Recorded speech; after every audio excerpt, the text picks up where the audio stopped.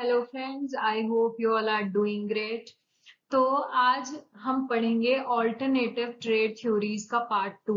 इससे पहले मैंने पार्ट 1 बना रखा है जिसमें मैंने 3 थ्योरीज कवर कर रखी हैं। तो आज हम इस वीडियो में कवर करेंगे gravity model and economies of scale given by Paul Krugman. तो इससे पहले मैं बता दूं कि ये मेरी इसका पार्ट 1 है, alternative trade theories of international trade, जिसके अंदर मैंने तीन थ्योरीज को एक्सप्लेन कर चुकी हूं मैं, कि product cycle theory, dynamic comparative advantage theory and Lindner theory of overlap demand. अगर आपने ये वीडियो नहीं देखी है तो पहले मैं रिकमेंड करूंगी पहले आप ये वीडियो देख के आए, देन ये वाली को स्टार्ट करें, तो इससे आपको ज्यादा पता चलेगा। तो इस वीडियो के अंदर मैंने आपको ये स्लाइड दिखाई थी जिसको मैंने एक्सप्लेन किया था कि ऑल्टरनेट ट्रेडिशनल थ्योरीज का मतलब क्या है, उनकी अजम्पशंस क्या होती है, उसके बाद ऑल्टरनेटिव थ्योरीज के अंदर कौन सी थ्योरीज आते हैं, ये 5 आती हैं। तो इन 5 में से मैंने टॉप 3 वहां पे फर्स्ट वीडियो में कवर कर चुकी हूँ। तो ये पार्ट 2 है जिसके अंदर हम बात करेंगे gravity model and economies of scale की। ओके, और मैं आपको लिंक में भी दे दूंगी कि पार्ट 1 किसी को देखना हो तो पहले वो देख ले। Okay, so let's get started. तो आज हम बात करेंगे ग्रेविटी मॉडल की। तो ये gravity model of international trade ये दिया गया है जेन टिनबर्जन ने इन 1960s में दिया था। ये एक इकोनॉमिक मॉडल है जो प्रिडिक्ट करता है कि दो कंट्रीज के बीच में बायलेटरल ट्रेड कैसा होगा, मतलब दोनों कंट्रीज ट्रेड आपस में कैसा करेंगी। ठीक है, तो ये सजेस्ट करता है कि वॉल्यूम ऑफ ट्रेड, मतलब कितनी क्वांटिटी में होगा ट्रेड दो कंट्रीज के बीच में, वो प्रोपोर्शनल होता है उनके इकोनॉमिक मासेस से, मतलब कंट्रीज की जीडीपी पे डिपेंड करता है, और inversely related to the distance between them, और डिस्टेंस के उनका इनवर्स रिलेशनशिप होता है। ये आपको ज्यादा क्लियर होगा बाय द इक्वेशन जो कि इन्होंने दी है इस मॉडल के अंदर। तो T I J is equals to K into GDP of I country into GDP of jth country divided by distance between I to J. तो ये आपका ग्रेविटी मॉडल का इक्वेशन है। अगर आपको ये याद हो जाए या ये आप समझ जाओ तो आप कुछ भी समझ सकते हो इसमें कि क्या ट्रेड के बारे में क्या बोलना चाह रहे हैं। तो इसमें जो टी है, ऑफ कोर्स हम ट्रेड की बात कर रहे हैं कि दो कंट्रीज के बीच में कितना ट्रेड होगा, तो टी आई जे मतलब trade between I and J country. मान लो आई हमारी इंडिया है एंड जे हमारी कोई भी कंट्री है, लेट्स से चाइना हो गई। ठीक है, तो ये दो कंट्रीज हैं, तो ट्रेड बिटवीन इंडिया और चाइना वो किसके ऊपर डिपेंड करेगा, इज इक्वल्स टू के कुछ कांस्टेंट लिया हुआ है इस मॉडल में, तो इसका ऐसा कोई खास रोल नहीं है क्योंकि ये हर इक्वेशन में कांस्टेंट रहेगा। फिर आती है जीडीपी ऑफ कंट्री आई, यानी कि इंडिया की जीडीपी और इंडिया के बाद चाइना की जीडीपी, डिवाइडेड बाय डी मतलब डिस्टेंस, इंडिया और चाइना के बीच में डिस्टेंस कितना है। तो ये कह रहे हैं अगर किसी की कंट्री की जीडीपी ज्यादा है तो ट्रेड ज्यादा होगा। जैसे हम मैथमेटिकल इक्वेशन करते हैं तो न्यूमरेटर अगर इंक्रीज करेगा तो लेफ्ट हैंड साइड की वैल्यू भी इंक्रीज करेगी। तो इन द सेम वे अगर जीडीपी बढ़ रहा है किसी भी कंट्री का तो हमारा ट्रेड बढ़ेगा। ऑन दी अदर हैंड अगर डिस्टेंस बढ़ रहा है, यानी कि इंडिया और चाइना के बीच में अगर डिस्टेंस बढ़ रहा है तो ट्रेड उल्टा होगा, उसका ट्रेड कम हो जाएगा। क्यों? क्योंकि एक कंट्री से दूसरी कंट्री का अगर डिस्टेंस बहुत ज्यादा है तो ट्रांसपोर्टेशन बहुत लग जाएगी, इसलिए ट्रेड ही उन कंट्रीज के बीच में कम होगा। तो ट्रेड फ्लो दिखा रहे हैं हम टी से जीडीपी कंट्री आई की, जीडीपी कंट्री जे की, distance between these two countries and के एंड बी आर कांस्टेंट। तो ये इनका कहना है कि वॉल्यूम ऑफ ट्रेड है वो प्रोपोर्शनल होगा जीडीपी के, लेकिन इनवर्सली रिलेटेड होगा हमारा उनके डिस्टेंस के बीच में। अगर डिस्टेंस ज्यादा है दो कंट्रीज के बीच में उनका ट्रेड कम होगा आपस में। आगे चलते हैं।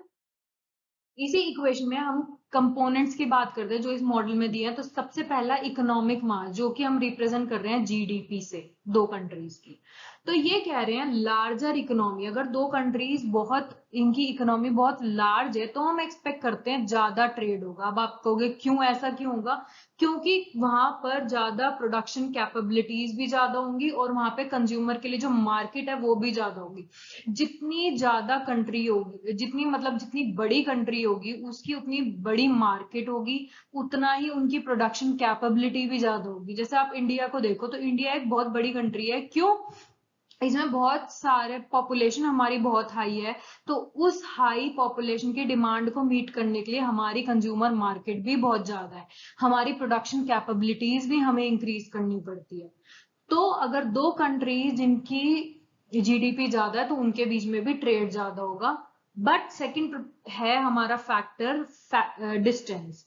तो ये रिप्रेजेंट करता है ट्रांसपोर्टेशन कॉस्ट कितना लगेगा, ये कोई और ट्रेड बैरियर कितना लगेगा। तो जैसे जैसे दो कंट्रीज के बीच में डिस्टेंस हमारा बढ़ जाता है, तो उतना ही ट्रेड वॉल्यूम हम एक्सपेक्ट करते हैं कि कम होगा। अगर कोई कंट्री टैरिफ लगा रही है, कोटा लगा रही है, या उसकी ट्रांसपोर्टेशन कॉस्ट हाई है, तो हमारे लिए एक्सपेंसिव हो जाएगा इतने डिस्टेंस पे भेजना, तो इसलिए उस टाइम पे हमारा ट्रेड फ्लो कम हो जाएगा।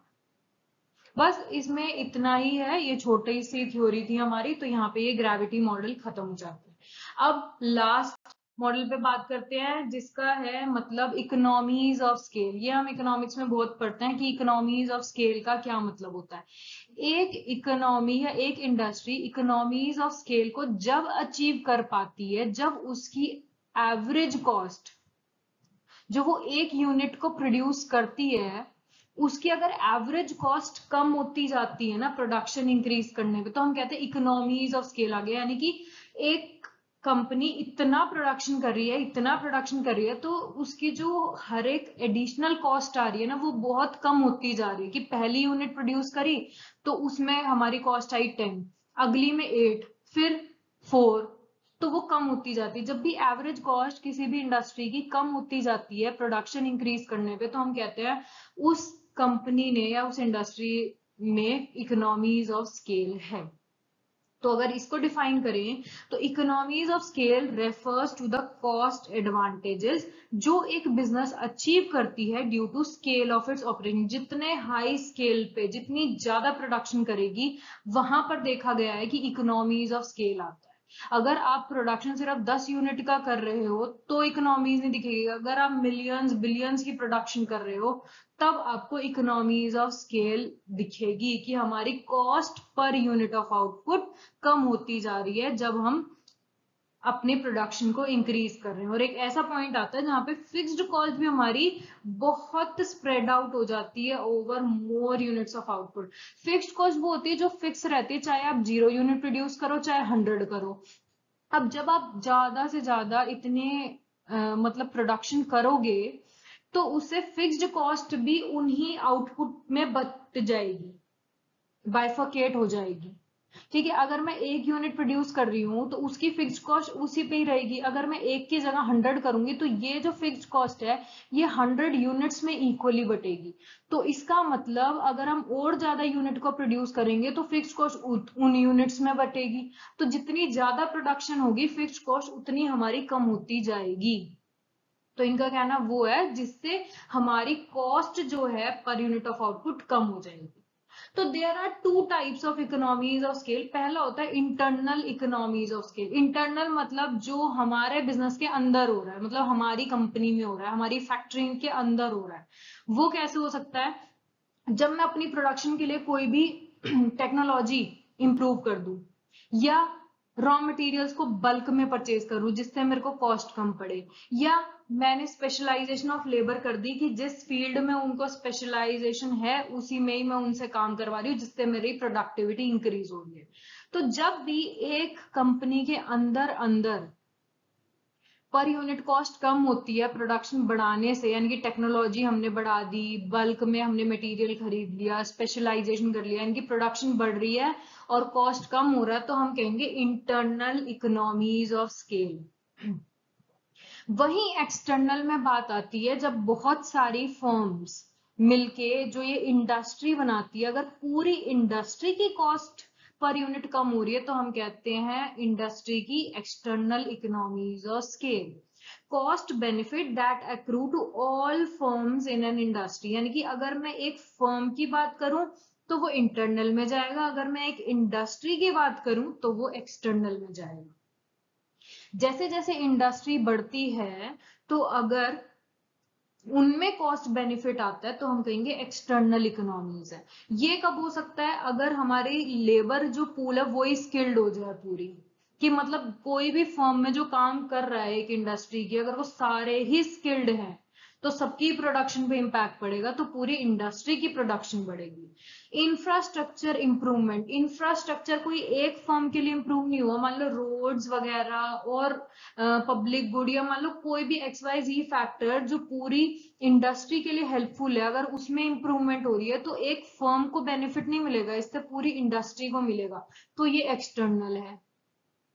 या सप्लायर का नेटवर्क ऐसा बढ़ गया जो कि एक फर्म को बेनिफिट ना देने के बजाय पूरी इंडस्ट्री को बेनिफिट दे रहा है, तो वो एक्सटर्नल में आएगा। तो आई होप आपको इंटरनल और एक्सटर्नल इकोनॉमीज ऑफ स्केल का डिफरेंस पता चल गया होगा। इंटरनल में एक फर्म की बात होती है जब वो कॉस्ट कम कर लेती है, एक्सटर्नल में जब पूरी इंडस्ट्री की firms are able to decrease their cost by increasing production, वो हमारी एक्सटर्नल होती है। तो ये एक मेजर जो है ना बेस है हमारी लास्ट जो हमारी थ्योरी है, ऑल्टरनेटिव थ्योरी या ट्रेडिशनल थ्योरी, तो economies of scale by Paul Krugman, इसे हम न्यू ट्रेड थ्योरी भी कहते हैं। पॉल क्रुगमन को 2008 में नोबेल प्राइज मिला था न्यू ट्रेड थ्योरी के लिए, जिसमें इन्होंने जोर दिया था concept of economies of scale.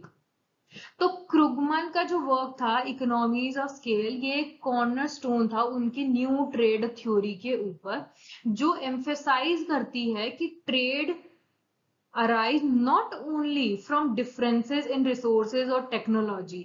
मतलब differences in resources हमने पढ़ा था absolute advantage में, टेक्नोलॉजी में डिफरेंस या एफिशिएंसी होना भी हमने पढ़ा था कंपैरेटिव एडवांटेज में। तो ये कह रहे हैं पॉल क्रुगमन के अकॉर्डिंग कि ट्रेड जो कंट्रीज के बीच में होता है वो सिर्फ इसीलिए नहीं होता कि एक कंट्री के पास ज्यादा रिसोर्सेज हैं दूसरी के पास कम, या एक कंट्री के पास एफिशिएंट टेक्नोलॉजी है दूसरी के पास नहीं।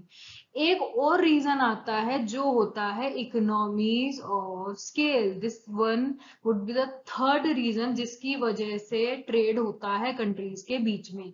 ये थ्योरी हाईलाइट करती है कि कैसे लार्जर मार्केट्स, बहुत बड़ी बड़ी मार्केट्स अलाउ करती है फर्म को कि वो प्रोड्यूस करे लो एवरेज कॉस्ट।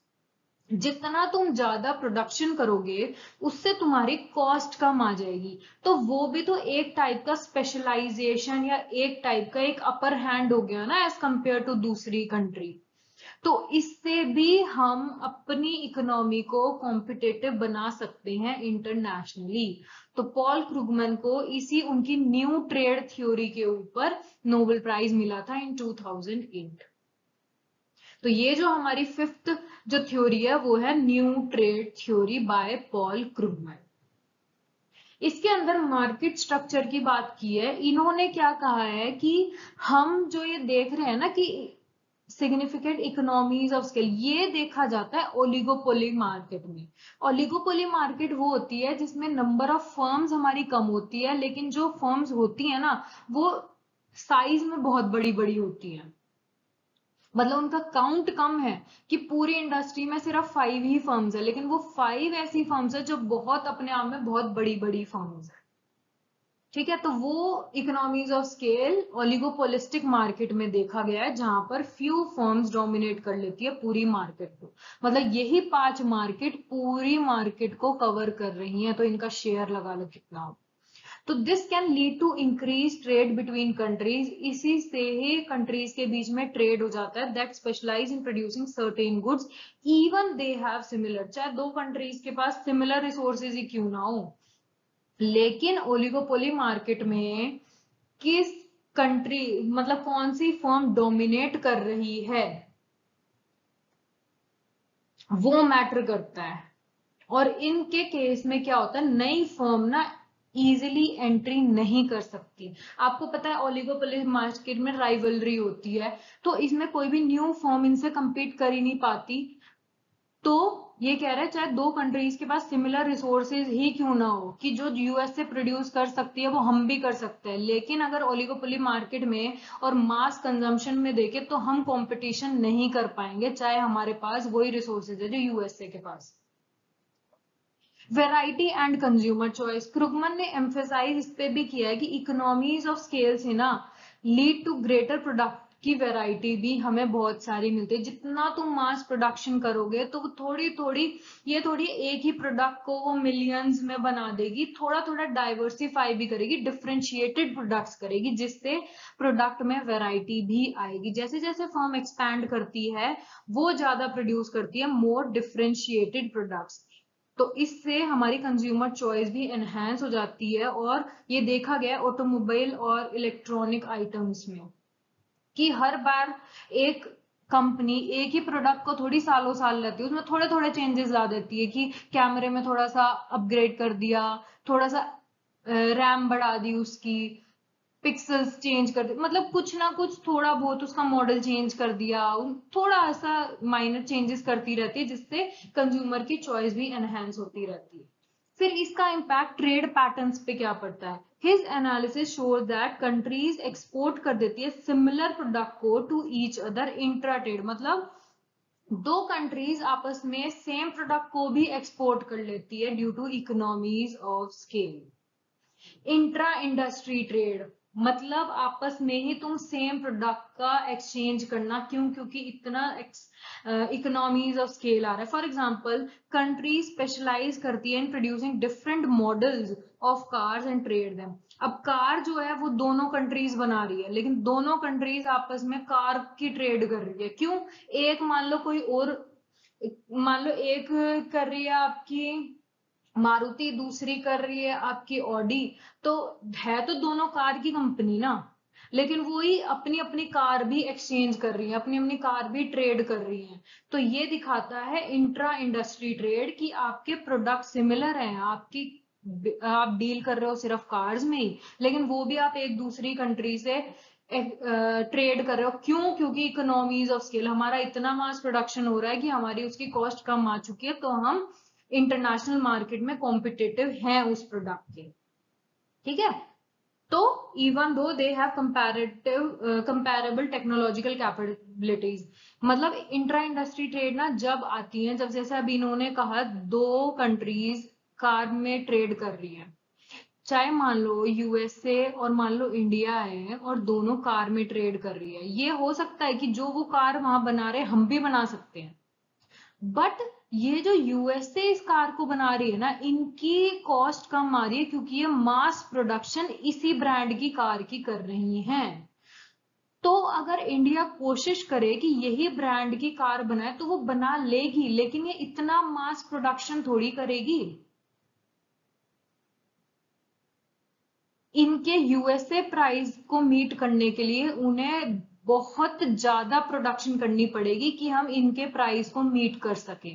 तो इससे बेटर है जो इंडिया प्रोड्यूस कर रही है किसी एक कार को, तो उसी की ही मास प्रोडक्शन करके उसी को ही इतना चीपर कर दे कि यूएसए को हमसे वो भी खरीदनी पड़े, तो हम उन्हें वो बेचे जो हम बना रहे हैं, उनसे वो ले जो वो बना रहे हैं, तो इससे इंट्रा इंडस्ट्री ट्रेड आती है।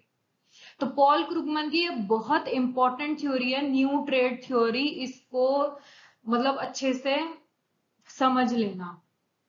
Okay, so that's it, thank you. इसके पार्ट 1 के लिए मैं वीडियो अटैच कर दूंगी, इससे बेटर है कि आप वो भी पार्ट देख लें और कंप्लीट करें इस टॉपिक को। अगर आपको वीडियो पसंद आई हो तो please like, share and subscribe, and if you have any doubt please use comment section, I would love to help you all. Have a great day, bye bye.